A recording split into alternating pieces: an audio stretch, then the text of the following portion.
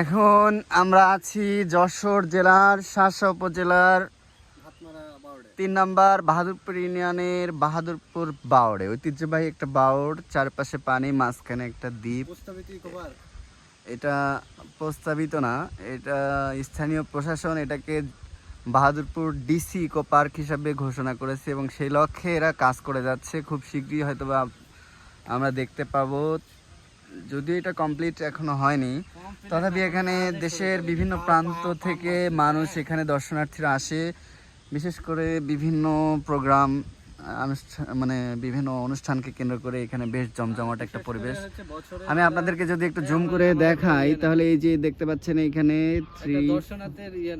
এই যে এইখানে দেখতে পাচ্ছেন নিশ্চয়ই আপনারা একটা ব্রিজ আছে, ব্রিজটা খুবই মনোমুগ্ধকর একটা পরিবেশে।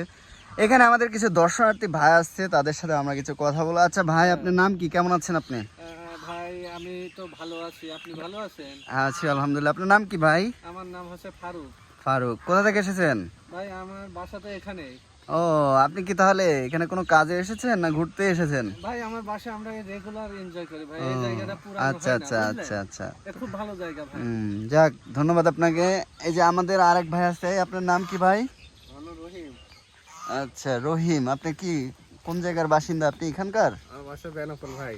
ও বেনাপোল, এখানে কি জন্য এসেছেন? ঘুরতে আসছিলাম একটু ঈদ উপলক্ষে। বাহ বাহ বাহ, আমরাও তাই। তো কেমন লাগছে আপনার এখানে, আপনার আসার অনুভূতি কি এখানে এসে? ভালোই লাগছে, মাল খাওয়ার পরিবেশ। আমি কিন্তু একদম সাধু বাংলায় একটু চেষ্টা